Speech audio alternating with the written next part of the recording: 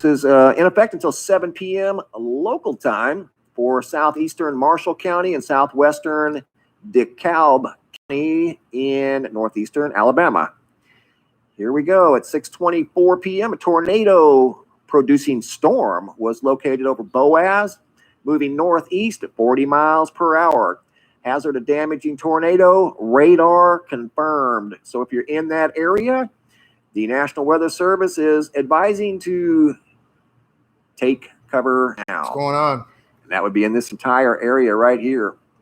Rainsville, Pine Ridge is right on the edge. UFOs. Shiloh, Fife, I'm not sure how to pronounce that. I'm going to get into UFOs. I got it right. I just wanted to watch some of this tornado stuff. Crossville, Collinsville. We got some tornadoes Boaz, ripping through the country. And Albertville. Big heads up if you're in those areas, guys. Actually three active tornado warnings in far northeastern Alabama. Southern Mississippi looking good. Got some storms moving in, but not anything on the severe side. Right now, it's up in northeastern Alabama, and we're starting to see some activity. Tyler, Texas area, and western Arkansas, which we're going to come check out here in a moment. But if I were in Chattanooga, I'd be looking for a safe spot. Absolutely. Got plenty of time, but you got some storms headed your direction. Big storms. They're strong storms.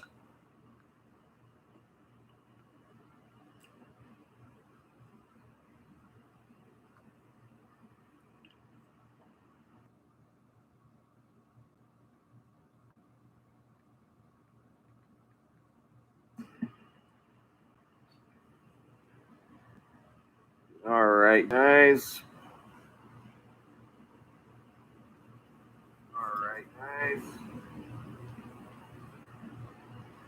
Hartzell is right up in this area here in the storm path of these storms, actually multiple storms.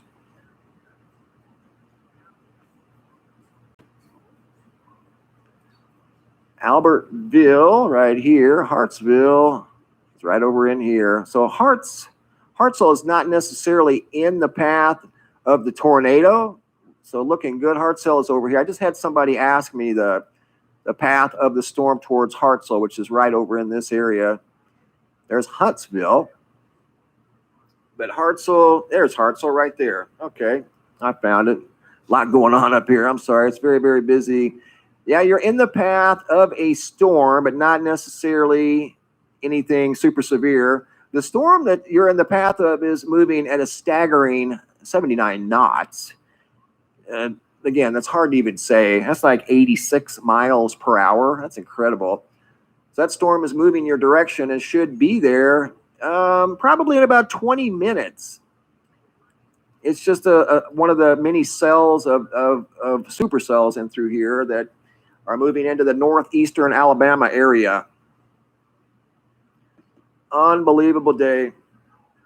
Got to be some sort of a record. I don't know how many tornadoes have actually been confirmed. I think 17 so far, and that's not including anything up here.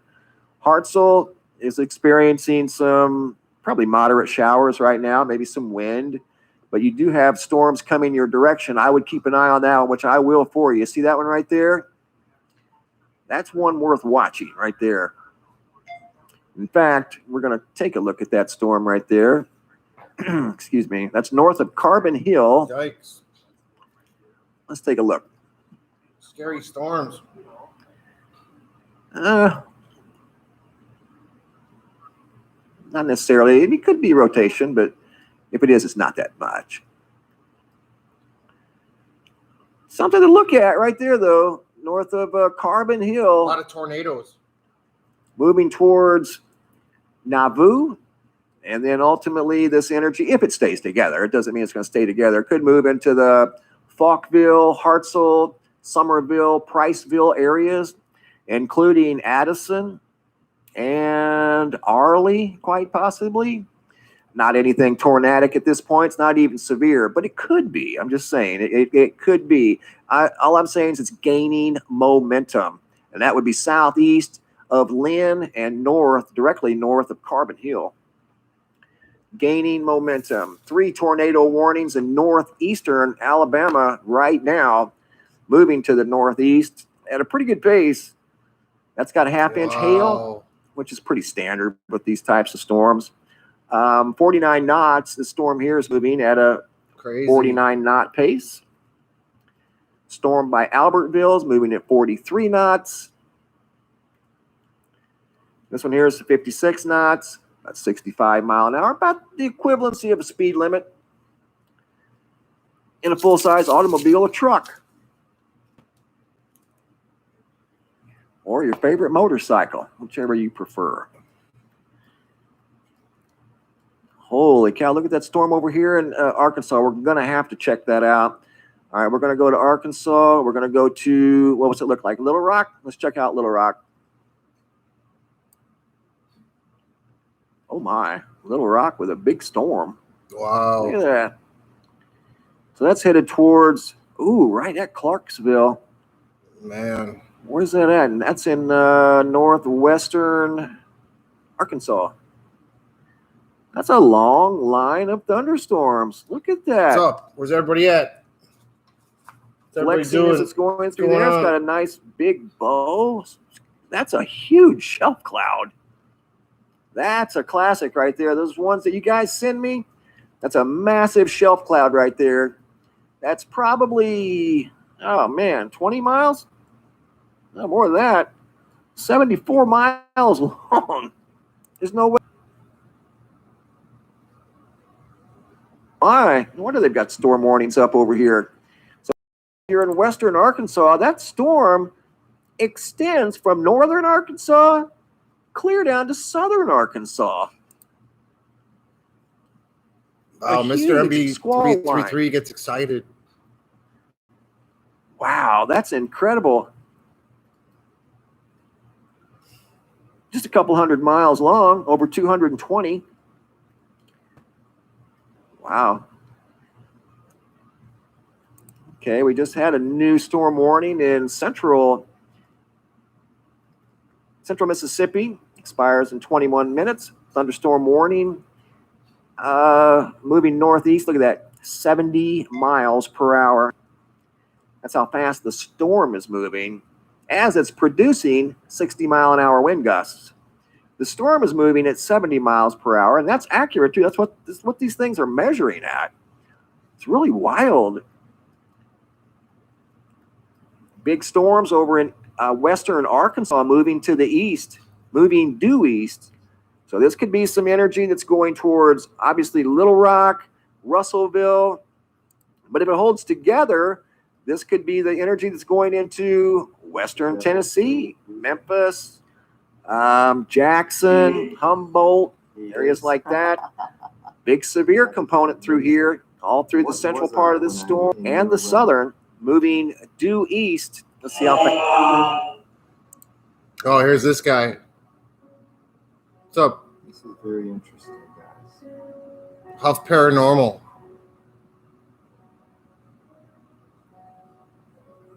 He's talking to God. Hey, spirits, this is Steve Huff. I'm as a friend. I come in peace as always. I come with love and light. Ooh, the light's already coming down. I can feel it. I can see it. It's bright already. Hello?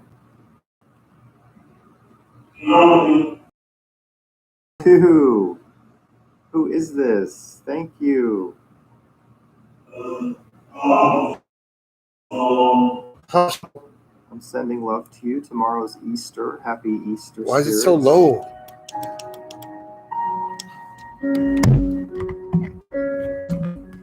Is God here tonight?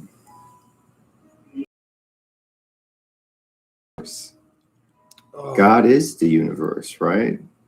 God is within us all. Computer. Hey, We're Green Man, all what's from up, that man? source of love. I Have don't you know if the been to internet's heaven? working.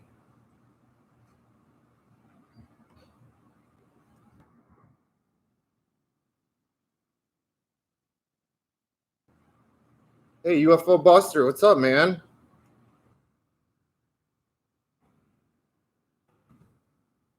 I don't know if everything's freezing. Hang on. Evan?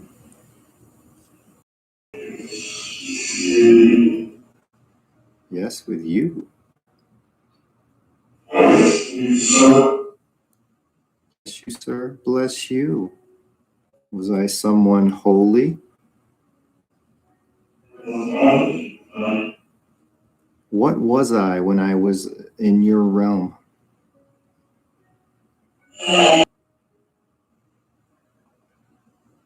This is very interesting, guys. I'm feeling, it feels like my internal body is vibrating. This guy's right a weird now. ass. I am vibrating from within. Why am I vibrating like this?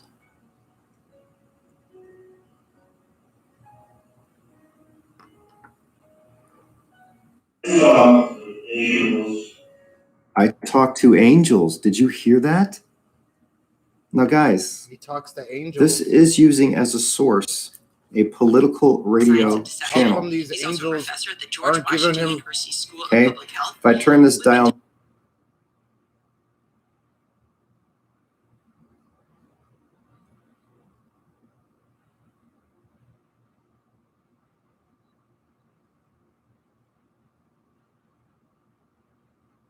If he talks to angels, how come they didn't give him any kind of warning about what was coming?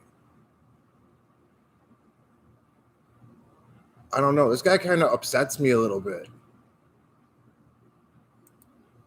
Now nothing's going to come out except noise, probably. Sorry. Plug this in. That's the audio source. Spirits change it. That's how they speak. They go through me. There's an energy they use.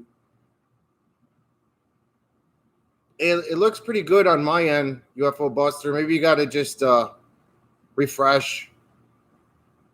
I don't know. Maybe I have the quality up too high. I probably.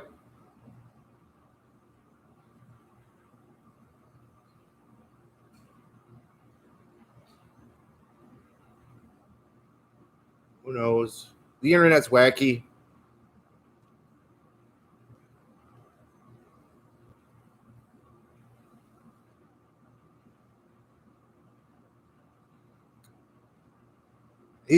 He's got a disclaimer on his video. It's saying it has been studied and proven that he's talking to ghosts.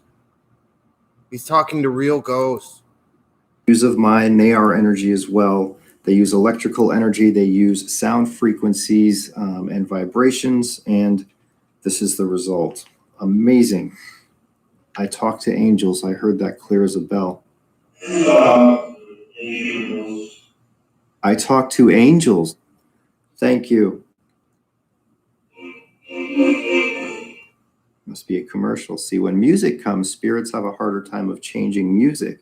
So there has to be voice. That must be a commercial. Yeah. So we want to wait for voice. It's very important to use voice as a source.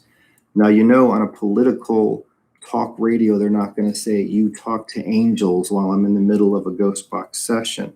So that is, again, undeniable proof. Let's wait for these commercials to end. Unless they decided to play music here.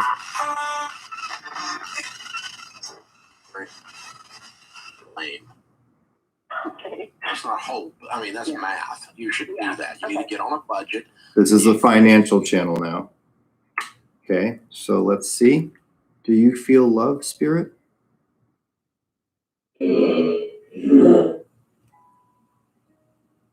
Is Jerry here? Absolutely. Now, the last time I made a video, the last thing someone said to me was ask for Frank. Who is Frank? He was a soldier. Does Frank want to talk? Is Frank here? Does Frank want to talk?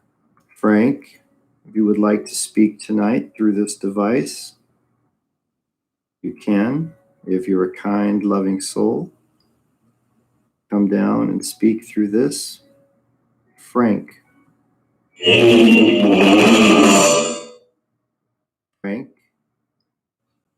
Is the devil still losing?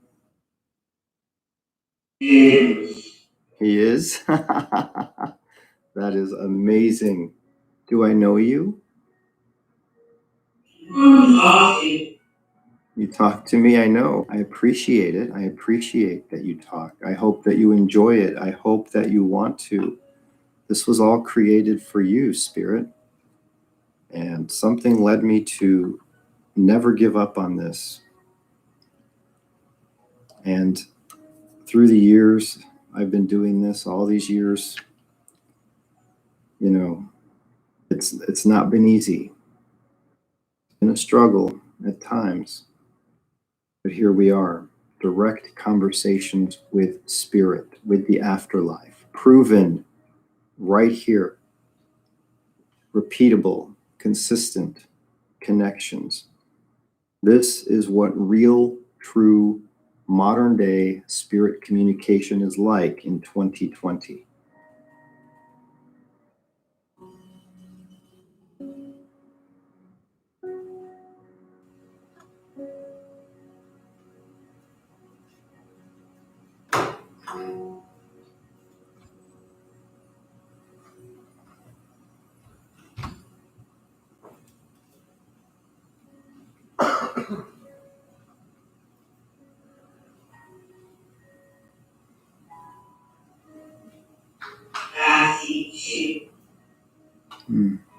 Testing. All right, spirits, I might shut this down. Is there anything else you want to say? All right, this guy's a weirdo. It does work, I know. You guys like to say it works, don't you? It works. It does work. It works. Is there anything else you'd like to say tonight? I'm a ghost. I'm talking to you.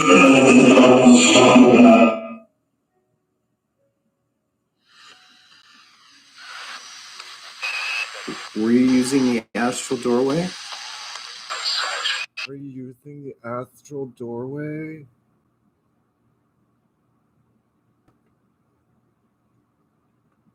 All right. Enough of this. Enough of this stuff. I have to get into UFOs, man. I'm tired of the vid talk. Tired of all this bullshit on YouTube. It's time to get real. It's time to get real about UFOs. I'm going to get real.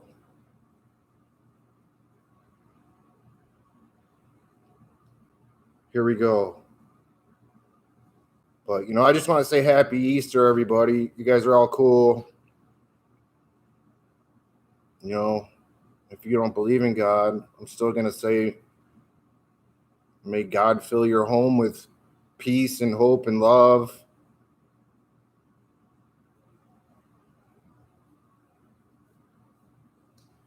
But here, on to the UFO Spectacular Show.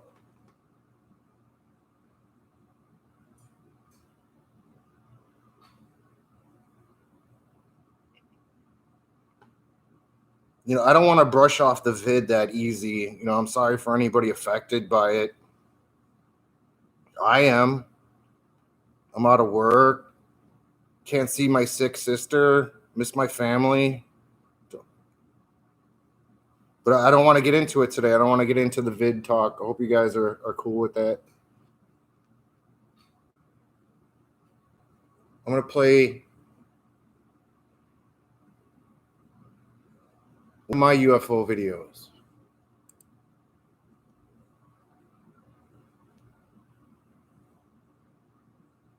I've been seeing UFOs since 2009.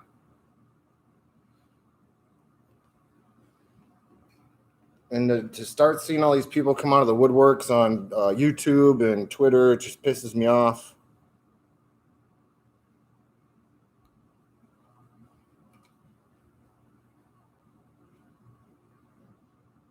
That's why I laugh out loud at a bunch of these people on YouTube and Twitter. UFOs are real. I've seen a ton of them.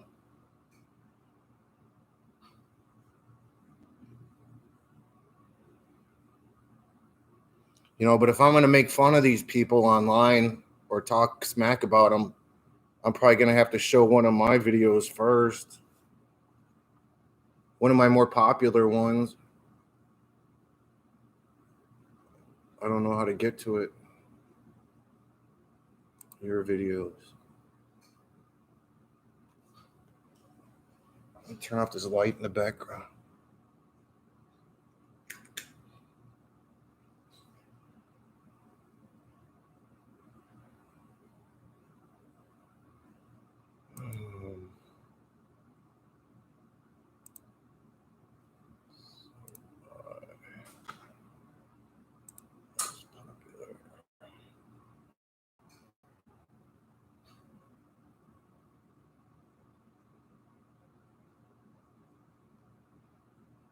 Oh man, the internet's super slow.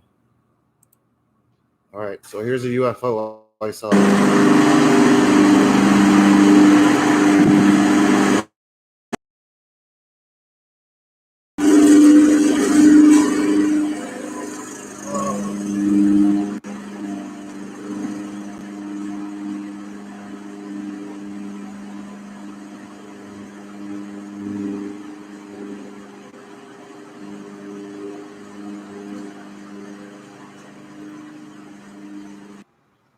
I suck as a cameraman, but that thing was wild looking.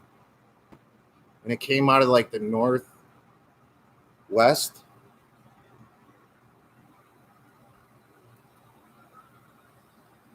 It looked like I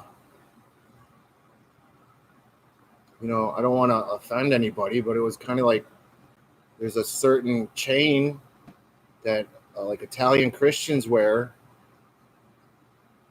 I don't want to call it a pepper because that'd be rude and offensive. Just because I'm ignorant right now, I can't think of the name of it, but it was similar to that shape.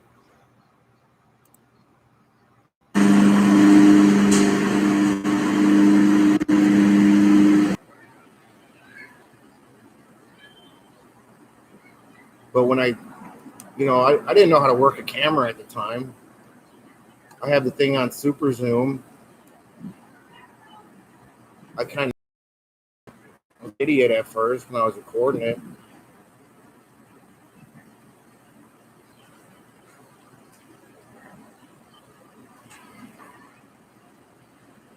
But that was fuck, man. I'm a terrible cameraman. You're welcome. I think I back it up and the video gets better. It takes a little while. Even I can't stand my videos. It's hard to catch a UFO when they show up, I'll tell you that, though.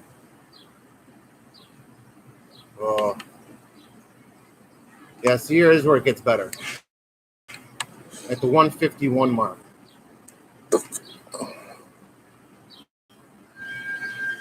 And you can really see this thing.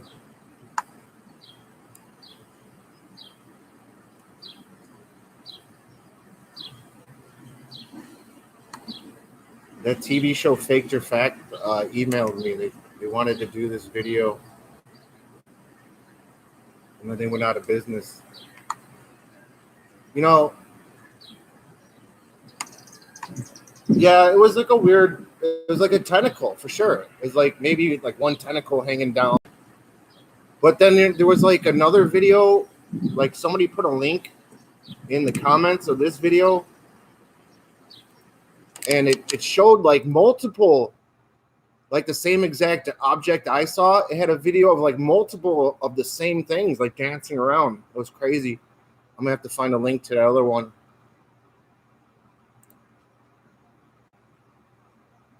But that was just one video. I've been doing this a while. That's why I get pissed off at people I don't get pissed off, but the UFOs, they're real. In my opinion, UFOs, they have a personality to them.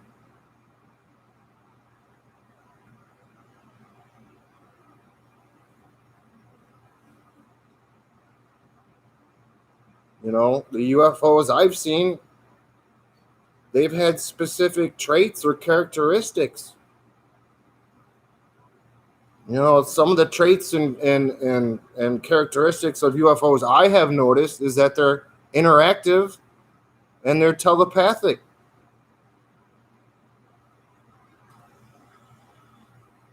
You know, I say they're interactive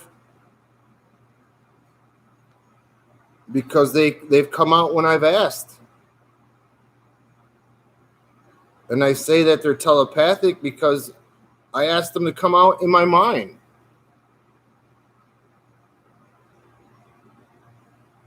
You know, I'm not saying that CE5 or people who do UFO summonings, they know all the answer, but there's people out there that can do it.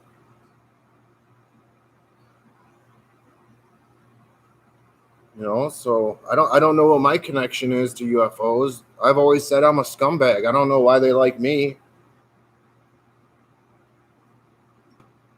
But you know, with this time off now, I'm just gonna chill out and try to see if I can catch some stuff.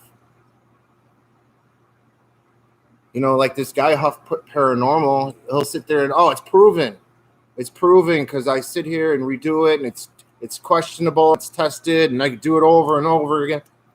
You know, I want to do something similar like that. You know, if I'm gonna take a month or two off and chill out, and hopefully the weather's good, maybe I'll be able to sit in the same place. Oh man, Green Man. There's like a wispy like little thing going by me right now. I don't know what it is. There's like a weird wispy thing going around the bar right now. It's freaking me out. Yeah, but I want to get outside and see if I can start recording more.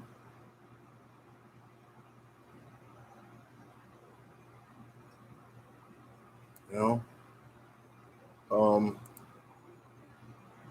One thing that I was a part of, I talked to the first two guys that saw the O'Hare UFO. I got their story. I was there that day at O'Hare. There was people on the radio. I heard people talking about it on the radio. I didn't see it myself, but I know the first two guys that saw it and reported it. That's a great story. Maybe one day when I'm bored, I'll get into that one. I think I've already talked about my first UFO sighting over Northwest Chicago. Big party. Lots of people saw it. It was crazy.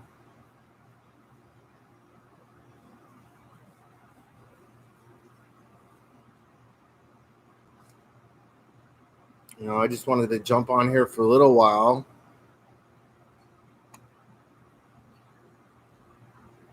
And talk about UFOs because I know everybody loves them.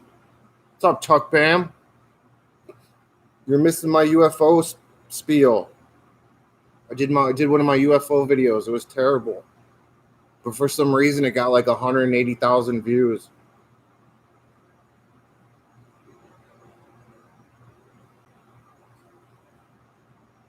But you know, like I was just saying, you can't plan for. Well, maybe here, I don't know. Some people, they try to summons UFOs and they show up. They do the CE5 stuff like Greer, or they sit out on the ranch like James Gilliland or whatever.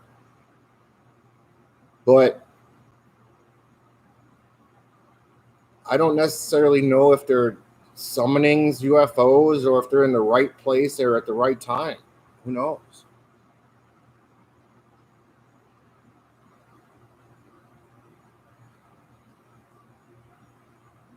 I don't know. You know what's weird about UFOs as well is you'll be sitting there right next to somebody and you'll be pointing out the UFO to them, and they'll be like, What are you talking about, huh?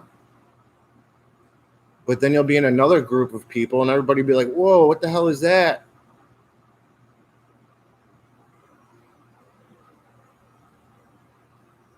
There's no sound? Oh man.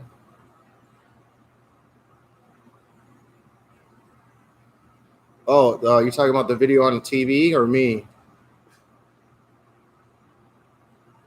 Let's see. You know what? I'm going to just go talk about UFOs. I don't know. Can you guys hear me? You guys can't hear me? Can you hear me?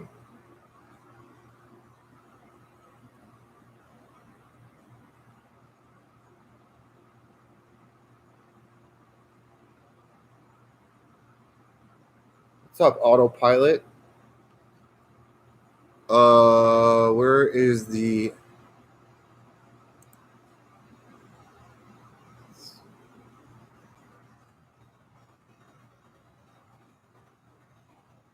Put a UFO stalker, because nobody talks about UFOs anymore.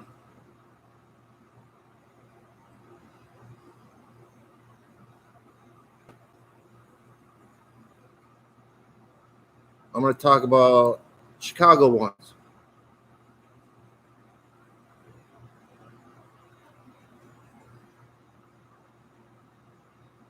Let's go to Schaumburg. Let's see how many UFOs are in Schaumburg. Oh, there's one. 12/22/2019, Schaumburg, Illinois, UFO sighting.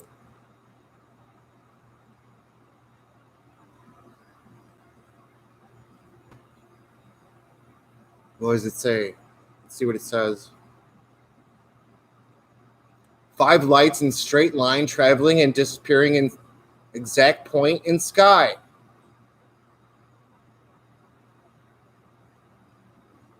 You know, that's that Starlink. That's a Starlink stuff. I don't want to get into Starlink UFOs. I wonder if I could find one with a video.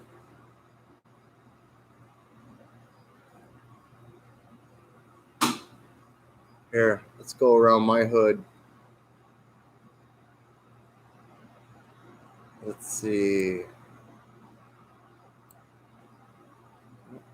Oh, there's a lot of UFOs around here. Uh-oh, somebody's seen an alien. Let's check this out.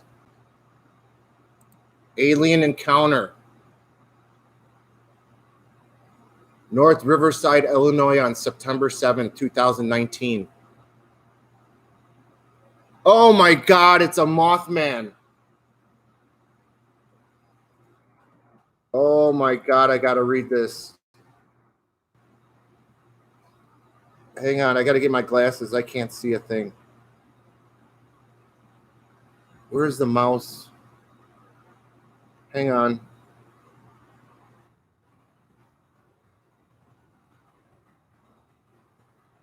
Hope you guys can see everything. I don't know what's going on with the internet.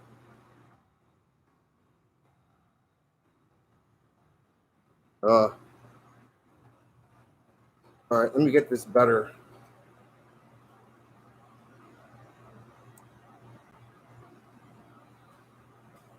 Mothman type creature, huge wings. North Riverside, Illinois, United States, 60546. Distance, 100 to 500 feet. Features, appendages. Flight path, straight line. Driving south on 1st Avenue, 171, and spotted something out of my driver's window in the distance ahead of me. At first thought it was a clump of balloons, then maybe thought it was a helicopter. But as I got closer and almost right under it, I slowed down and really squinted and looked as it was almost night above me. It was traveling west, so it was almost over my car. Wouldn't be able to see it anymore. And there was clearly bird-like wings, and it was soaring. It was huge because it was far away in the high sky. Oh my God, it's Mothman. See, Mothman's real.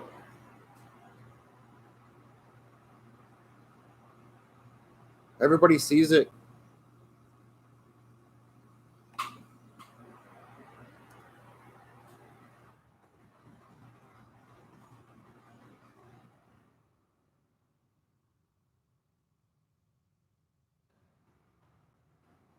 All right.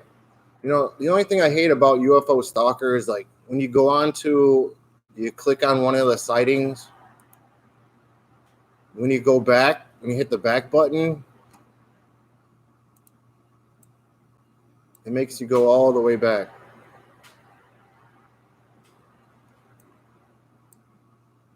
Oh.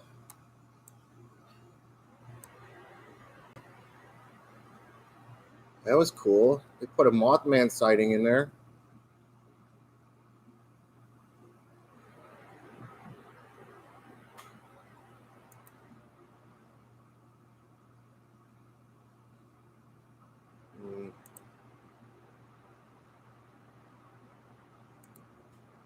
This is by me too. Cicero. Translucent boomerang or triangle. I was smoking outside when I saw what I first thought was a flock of birds.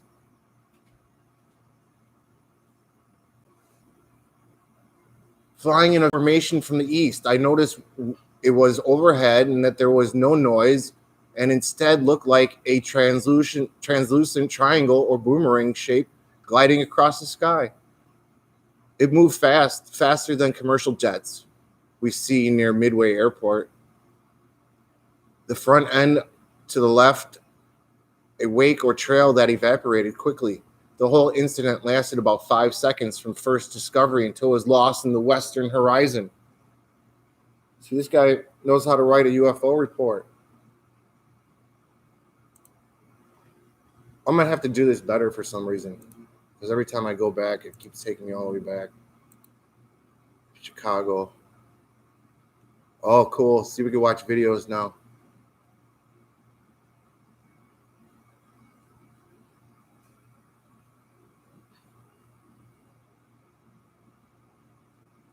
Bright stationary light in the sky.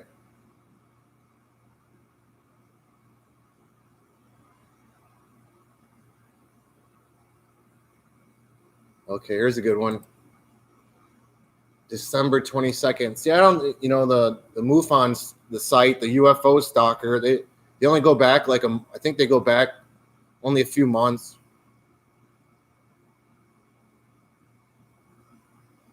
This used to be a way better website. You could sit there and filter out a lot more. This one's got a video. Fleet of UFOs over south side of Chicago headed towards Lake Michigan. It's got a video. It's not. This isn't my video or UFO encounter. Around 6:20 p.m. on December 22nd, 2019, I was leaving from a family member's house when I looked for the southwest skies of Chicago and witnessed a straight line fleet of unidentified flying objects flying over senior citizens building. I began to record and was able to capture two different moments where multiple unidentified flying objects peer from over the senior citizens home and also create formations in the western skies of Chicago as they headed eastward towards Lake Michigan. All right, let's see the video, man. Let's see it.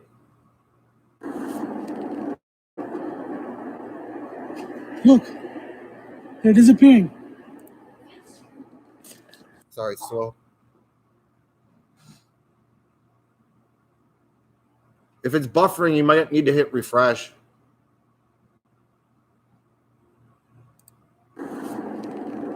Here's the guy's video. Look, they're disappearing. Look, they're disappearing.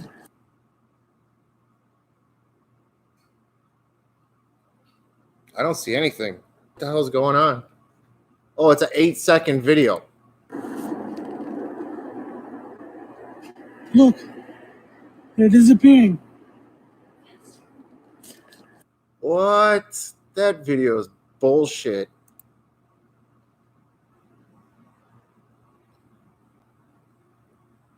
Hey, Earther Aliens, what's up, man?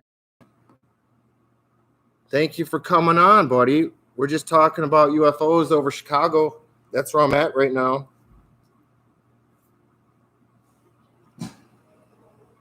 I'm tired of talking about the stupid COVID stuff. I'd rather talk about UFOs. Well, that was a terrible video.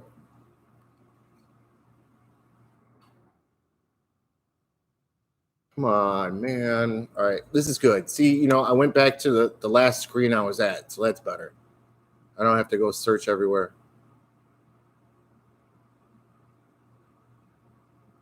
All right, 3/13/2020. Plane-like aircraft covered by clouds hovered extremely close to the ground in Chicago.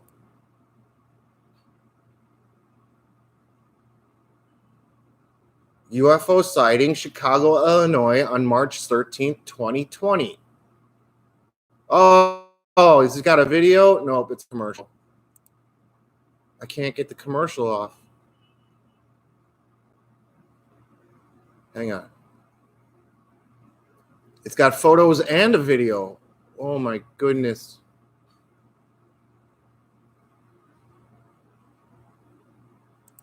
I gotta turn this off. I think it's slowing it down. Hang on, I gotta turn some stuff off. I think it's slowing it down. I think I got too much stuff on.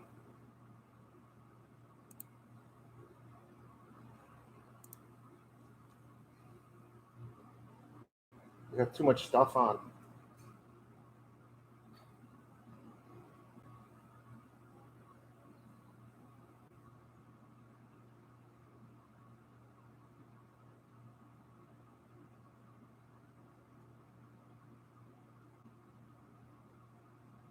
Hang on, I gotta fix one more thing.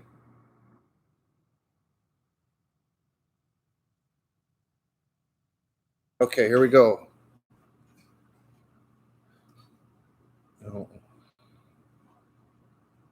Let's read the description first. Unknown from 500 feet or less, 30-second duration, wings unknown, hovering then path, unknown shape. Oh, this is a long one. I was in the Spirit of Music Garden in Grant Park between South Michigan Avenue and South Lakeshore Drive with two friends. We were sitting when one of my friends looked up and asked why a plane was flying so low. And at first we thought it was a plane too. It was very cloudy.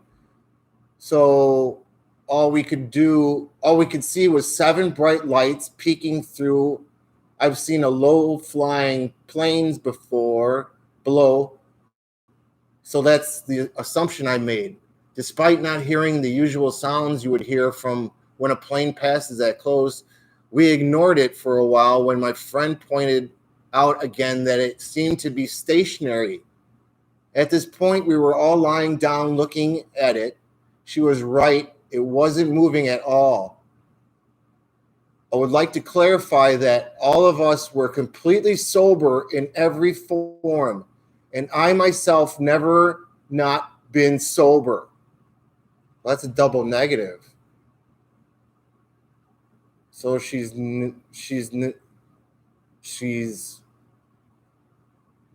not been sober. I don't know. So this was not drug or alcohol induced. We then noticed something was stranger. It was actually stationary, but appeared to be moving horizontally of the direction a plane would normally move while the plane moves along in nose and tail. This was moving from what appeared to be a wing, but it was very jarring. It was quiet that night due to the spreading of COVID-19. I personally don't believe this was extraterrestrial, but government-based. I haven't been able to find any reports out there because of the outbreak. All right, let's go to the video. Let's see what they find.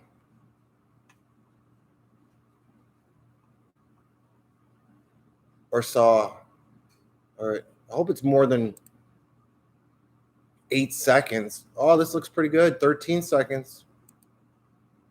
I think government propaganda so we don't learn about aliens. A reflection of what? The lights in the city. That's not what it looks like, though. It doesn't. But There's no events going on that would be like a light listen, like that. I am trying to reason in my brain. Okay, my brain is. What? That was terrible too. Come on. Oh boy. These UFO sightings suck. But they all got videos and pictures, so I'm checking them out. Bright stationary light.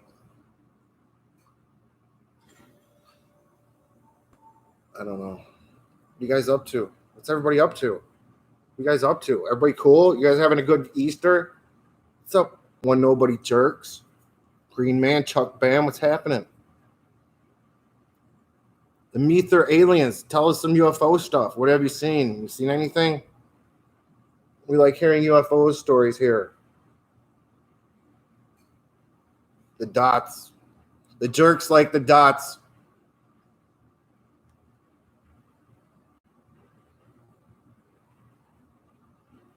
Bright stationary light in the sky for over an hour.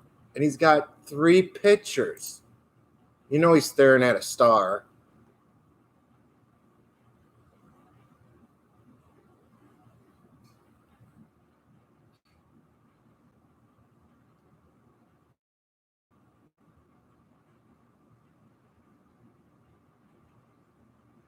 Well, here's the picture. Let's see if we can see it.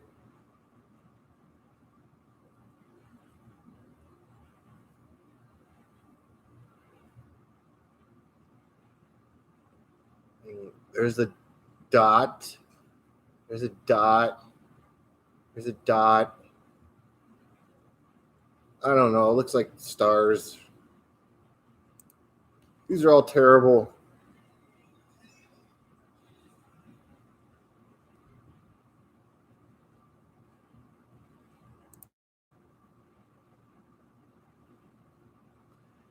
Hey, Green Man, where's your video at again?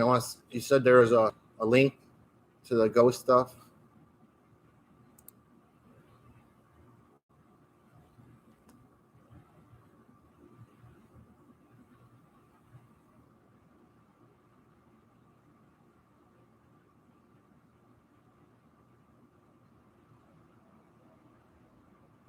X. Let me see what's on. I don't know what's on.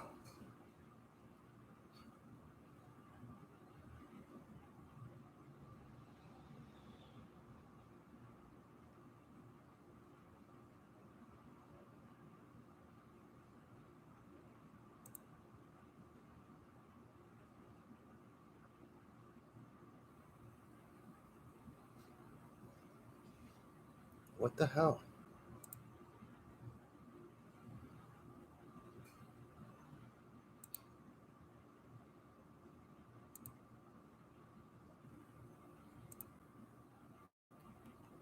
I don't know why I can't. It's like so hard for me.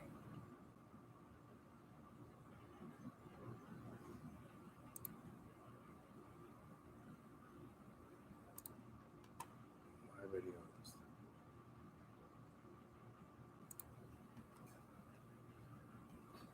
Look, there's you guys. That looks really dark. Look, there's you guys. That looks really dark. Look, there's you guys. Oh. That looks really.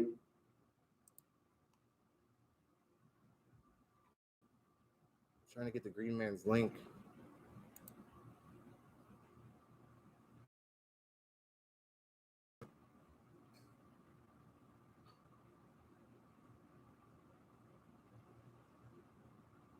"27 minutes. This is good." Every culture, regardless of what language they speak or what ethnic background they come from, they derive from, experience the same types of events. These events are reported by prehistoric people in caves. This is nothing new. It's been going on for hundreds of thousands, maybe millions of years. It's part of our life. It's part of the world we live in. We can bury our heads in the sand and pretend it doesn't exist, or we can do something about it.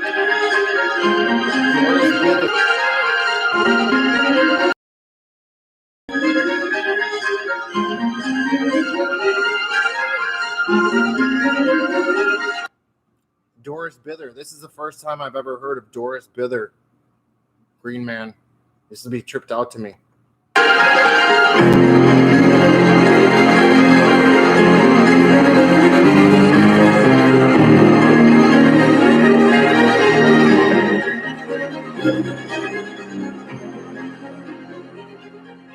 As a child, I had a lot of paranormal experiences, telepathic, clairvoyant, precognitive, out of body.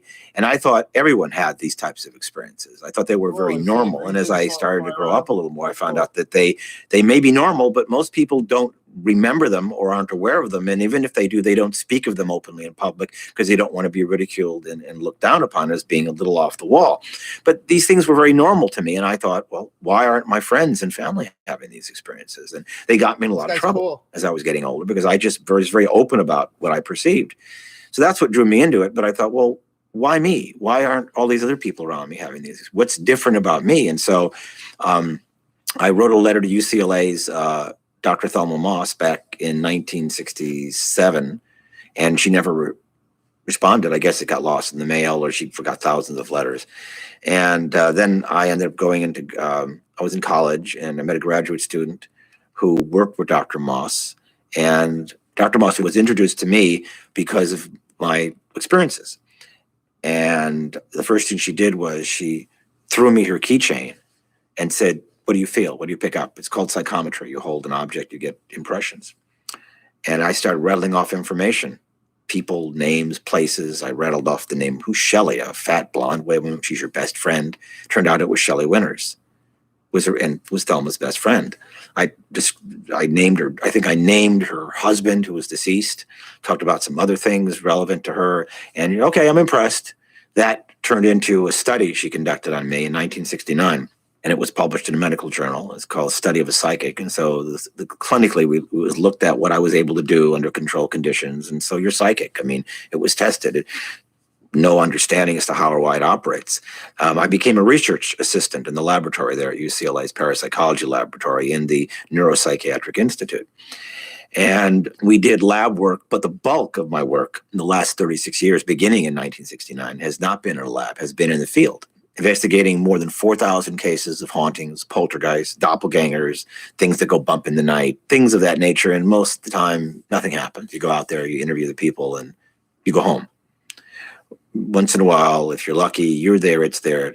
It manifests itself in some way. It displays itself. You're able to observe it and perhaps record something related to those events.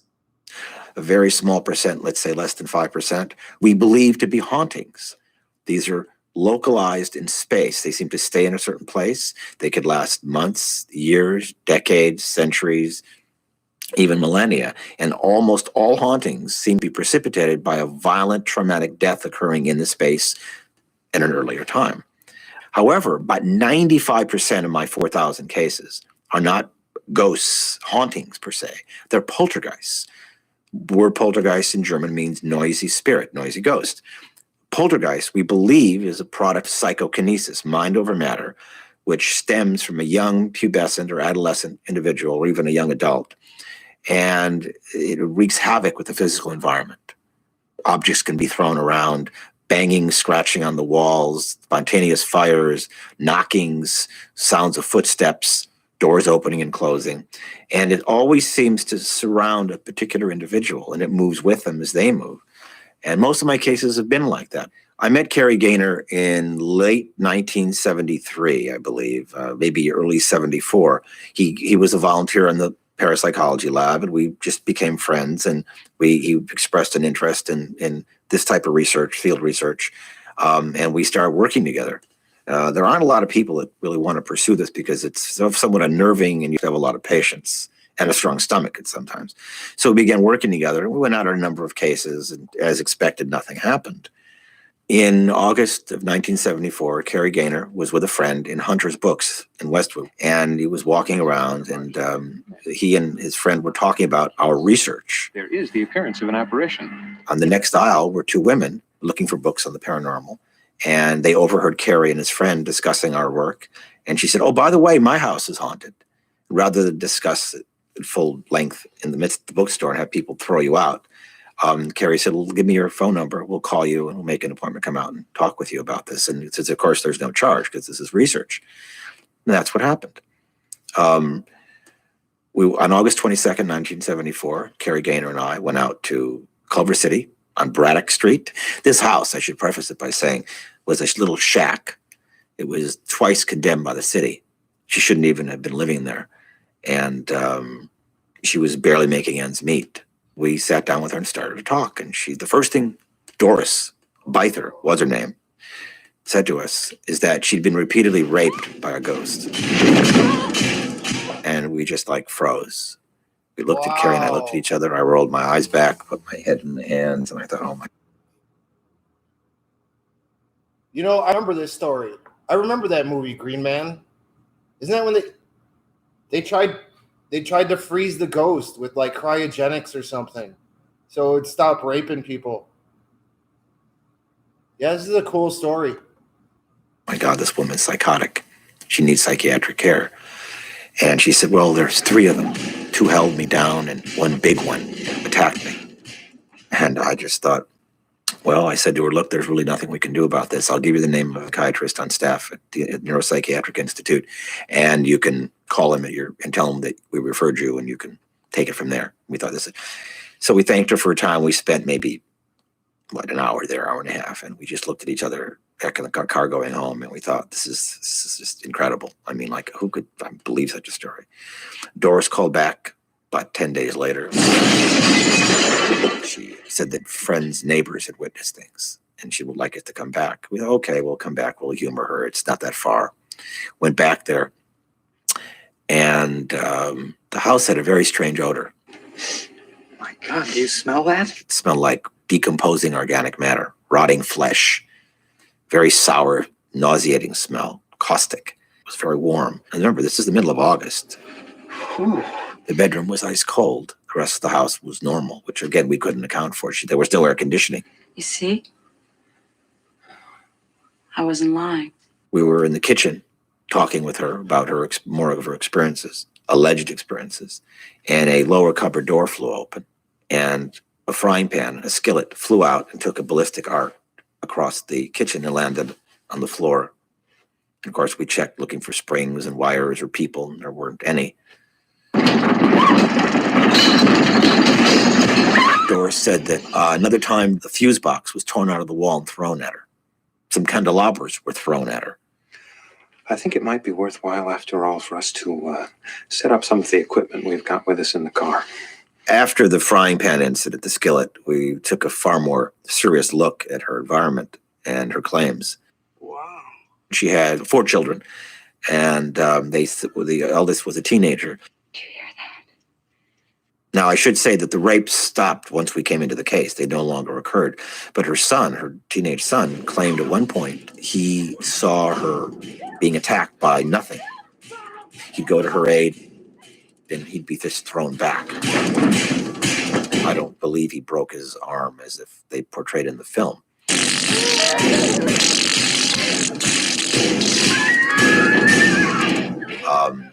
We spent more time there. We began observing balls of light, we called corpuscular masses of light. They looked like plasma, which is the 4th state of matter. Greenish yellow, always. And we thought, well, maybe they're coming from the outside of the house. And they were always in the bedroom. And we then sealed the house off from all external lighting. And we still saw them. They were even brighter because there was no light to compare them against. And they were about the size of a human fist, moving rapidly about the room. We had up to 25 people in the room at one time. And these lights were bright enough to see by. They were illuminating us as well as the cameras and the tripods. We're trying to take photographs of these orbs, and most of the time we weren't that successful. But then a few times we were. We caught one in particular that looked like a comet with a tail. We were shooting in a pitch black environment with a deep red filtered strobe because a normal flash would have obliterated these lights. They weren't that bright. The problem was there was no reference point. We didn't have any way of determining where it was coming from or going to. We didn't have a way to determine its speed. So we were out in the dark. We then put up black poster boards all over her bedroom, covering the walls with duct tape. We also put magnetic orientations on the board. So if we did get a picture, we'd be able to know where it was, when it was, and the relative speed something was moving, because we knew how much space it took up during its flight. What was extraordinary was one of the shots we took. Doris is cowering on the bed beneath the lights that were flying around her in a mad, fray, and the arc frames her perfectly. And in this particular shot, what's intriguing, if you look carefully at the arc of light, you see that behind it, walls meet at a 90-degree angle. Yet the arc is not bent in accordance with the walls, which means that this light was not projected. It's in floating in free space. The light, we think, is a time exposure of the balls of light moving, because we didn't have a fast enough shutter speed. Another picture taken the same night, you see two arcs, seemingly at perpendicular angles, taken when Doris was not in frame. And we saw balls of light, but never saw this particular event. So again, these are tracks. The same way if you have a astronomical camera and you don't have a moving platform, it's stationary, you get tracks, you don't get the star. This was extraordinary. And we had these pictures analyzed by the West Coast editor of Popular Photography at the time, a man by the name of Adrian Vance. And he said, I've never seen anything like this. He said the lens in a SLR camera, which is what we were using, prohibits this type of image from occurring. Yes, did you see this? No. I said, we saw balls of light. They were always lime green, like Jell-O. And they were swimming between all of us in the room, ducking. And at one instance, two of our assistants, these big hulking guys from UCLA, they kind of like passed out and hit the floor. We heard a big thud because they were so traumatized by what they were seeing. Their brain just wouldn't accept it. At one point, Doris is sitting on the bed in the bedroom, and these lights are swimming around her. This is may have been a few weeks further into the case. And she's, suddenly, literally next to her, the lights coalesce into the corner. And we saw the upper torso of a very large man form. It was an apparition, literally a large apparition made out of, not bathed in, made out of lime green light. Again, that same color. You could see the head, you could see the neck, the shoulders, the chest, the upper torso, but not anything beneath that. And it was animated. And then it was gone. That particular night, there might have been about 25 to 28 people in the room. And we all saw the same thing at the same time. So it's understandable that, one or two people might hallucinate, but not 25 to 20. And we asked everyone to write things down, and they all basically saw the same thing at the same time, which is, again, extraordinary.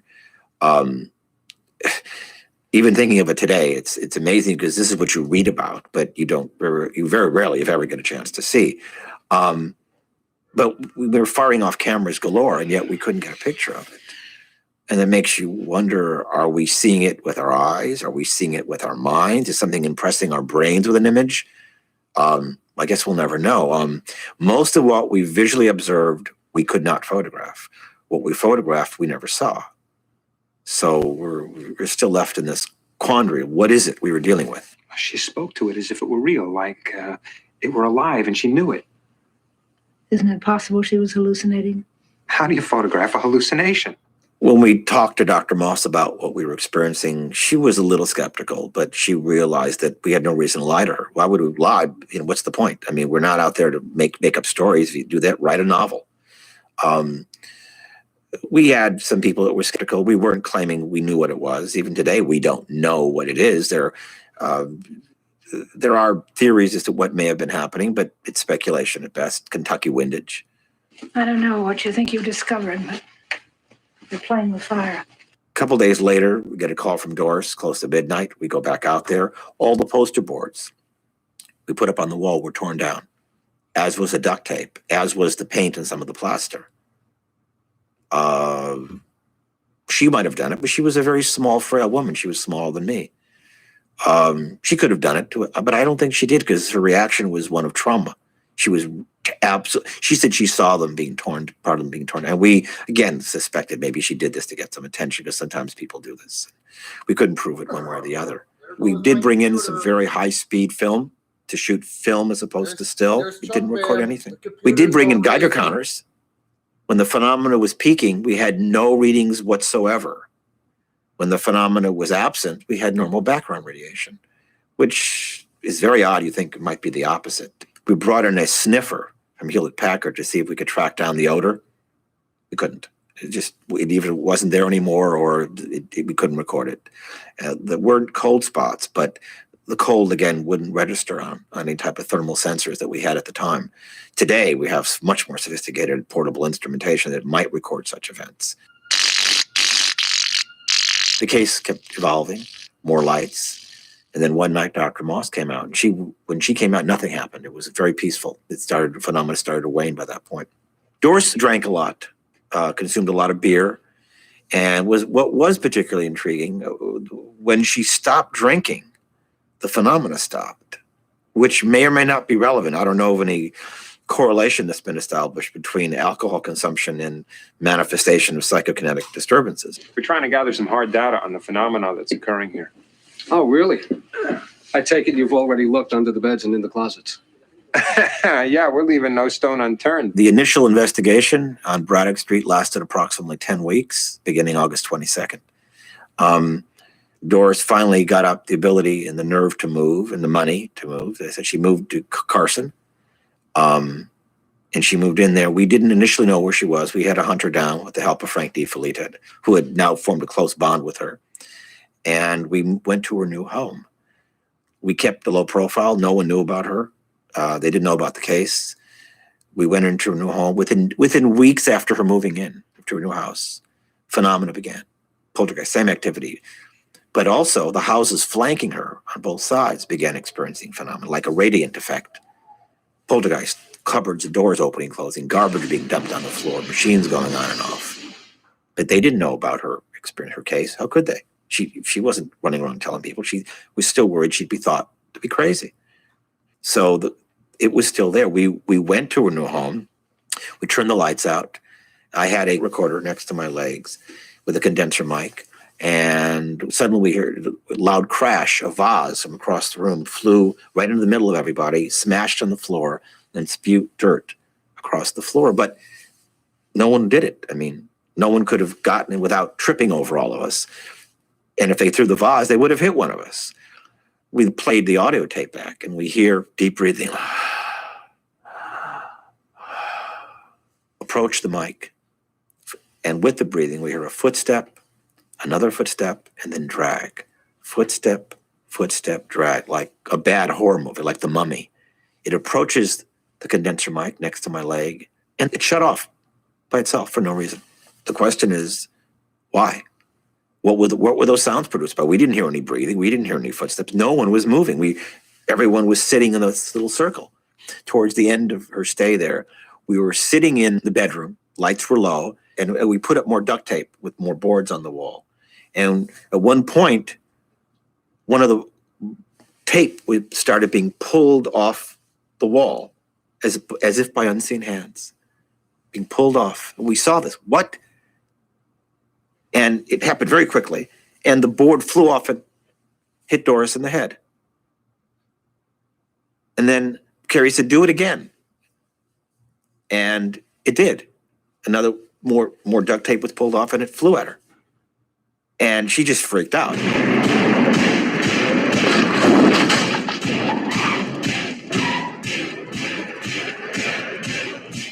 She moved to San Bernardino. We didn't follow her there, but Frank DeFelitta did. Doors opening, closing, toilet flushing. Similar types of events, but at a lower level. She moved from there to Texas. We, at that point, lost all contact with her. Unbeknownst to Carrie or myself, Frank DeFelitta was busy writing a book on our case. Frank's a very gifted writer, producer, director. He's a very gifted personality. And he's called me, "Guess what? I'm writing a book on the case." I go, "You are?" He says, "I'd like you to be part of helping to write the last couple of chapters. We get into the dealing with the phenomena and instrumenting it and documenting it." And the result was the novel, The Entity, which I thought was very well. It was wonderful. He said to me, "If you had your druthers, if you had all the money in the world and the full cooperation of UCLA," which of course we didn't have, "what would you have done in this case?" Well, answer to that is obvious. We would have brought Doris into a controlled environment, into a laboratory, and recreate her home settings, hoping to encourage her, whatever this thing was, to manifest itself so we could document it. Now, as the book describes, with holographic laser cameras, with thermal imaging, with image intensifiers, with, magnetometers, with electromagnetometers, with all these, incredible technologies that we have at our disposal. That, of course, was impossible at any level. But it worked wonderfully in the way Frank depicted it. And I remember the first time I read his first draft of the book, I was just amazed. It was marvelous. It was so beautifully done. Written as a novel. The characters are fictionalized. My character is named Gene Kraft. Joe Meehan is Carrie Gaynor. And Carlotta Moran is the name of Doris Byther. He brought the psychiatric aspect far more forward than it really was. She may have pursued some, help at that level without our involvement, but to my knowledge, it wasn't as extensive as portrayed in the novel. But it worked. The dynamics between all the different aspects brought the story to life and showed the tremendous anxiety and stress and the terror this woman was facing, which of course she was. And of course, Barbara Hershey did such a superb job of displaying that with her performance. Is this the first time something like this has ever happened?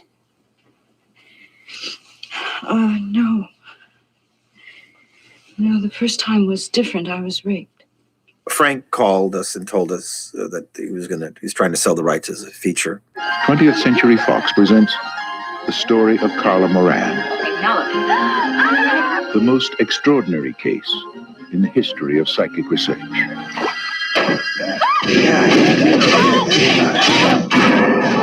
The Entity.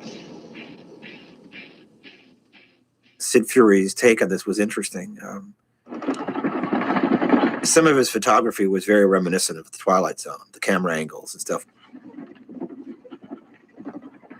We were hired as technical advisors. We were using liquid nitrogen in the movie. We didn't use liquid helium. It was much more expensive.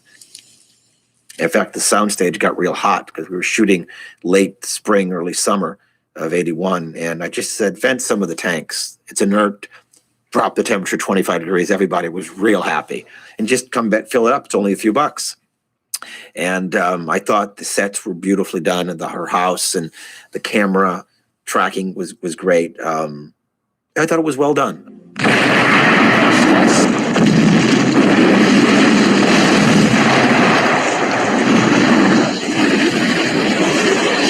Last time I ever heard from Doris Byther was around when the film came out in 1983. She was at a screening at Fox with all of us, and she liked it. I think she felt threatened by all this attention.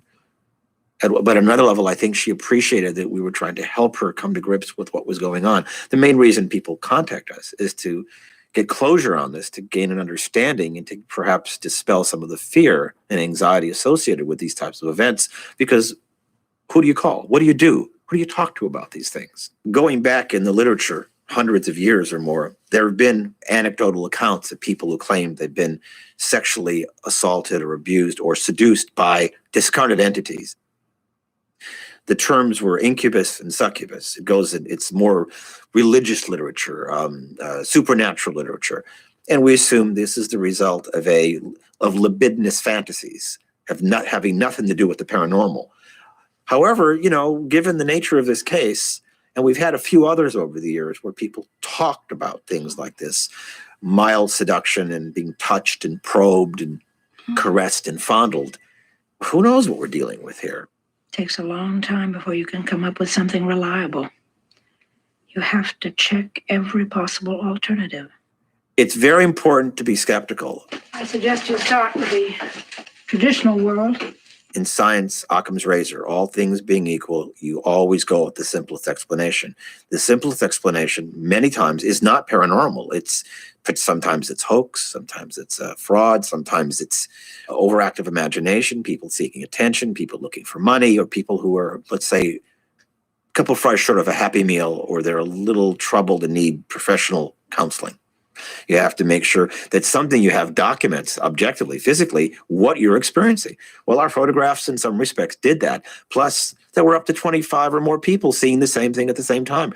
Hallucinations are not collective. So what was the cause of that event? We don't know. This stuff is so hard to pin down. It's so hard to actually observe with your own eyes and to be able to record beyond that point.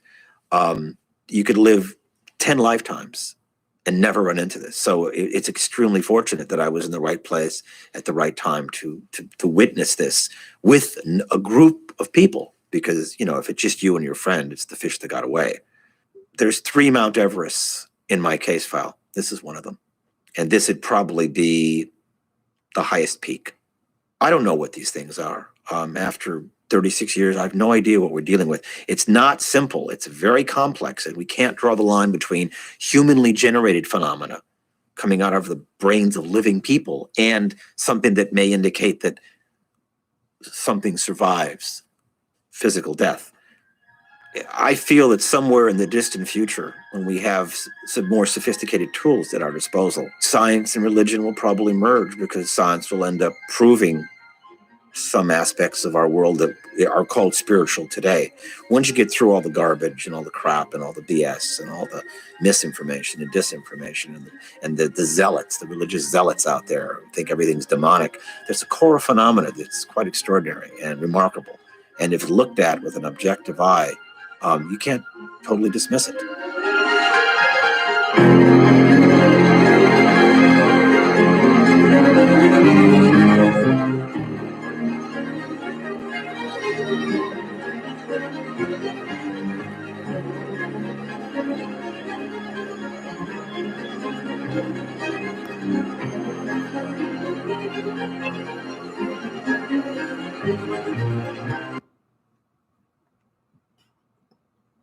That was a good one. Thank you, Green Man. That was cool.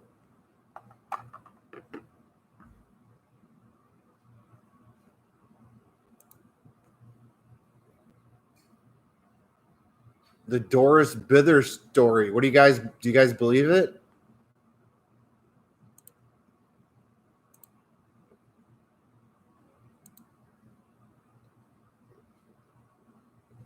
Was she sexually assaulted by a ghost?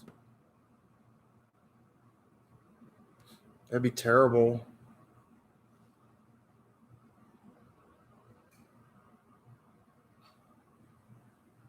Oh, here's Bill Gates.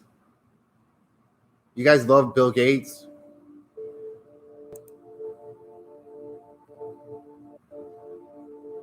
Microsoft founder Bill Gates has been one of the leading voices of what's happening in the world. He was asked how important it is that there's a global response, to which he replied the following. Well, I'd say it's critical because the tools that are going to reduce deaths, the drugs, that's a global thing to get those out, and the thing that will get us back to the world before this event is the vaccine, and getting that out to 7 billion people.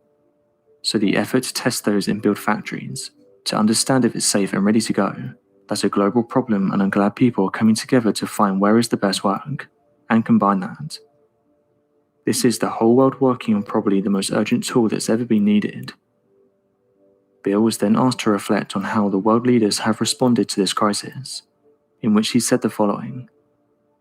There was a period when myself and other health experts were saying this was the greatest potential downfall the world faced. Going back quite a way, there was a speech that was done in 2015 in a New England medical journal about this thing. We all look back and wish we invested more, so that we could quickly have all the diagnostics, drugs and vaccines. We underinvested. There was then the period when the virus showed up for a few months. What tests were prepared? Very few countries are going to get an A grade, and now here we are. We didn't simulate or practice this. So with both the health policies and health economic policies, we are finding ourselves in uncharted territory. In a video interview with the Financial Times, Mr. Gates said the following. When you're talking about making it easier to not have infection coming back into your country, you can make both a humanitarian and self-interested argument that even a few % of gross domestic product will be a wise investment. So far, it's been announced that the United Kingdom has contributed over £250 million to help develop a vaccine. The Gates Foundation was one of the creators of CEPI, which has been asking for large sums of money to create a vaccine. The company is a foundation that takes donations. Bill also said there needs to be more cooperation from various countries. He said that sadly, underdeveloped countries are being hit the most, as they don't have the necessary means to isolate themselves. Further saying that their health systems is far less than in richer countries. So global cooperation needs to be met so they can help these countries. After that, they want to supercharge the amount of vaccines that will be given out, giving these to as many people. I think I'm hungry. I better go eat something. I don't think I ate all day today. All right. Well, I hope Rich Gufon or Manny comes on. Maybe I'll see you guys after. Thanks for chilling out for a little while. I'll see you guys soon.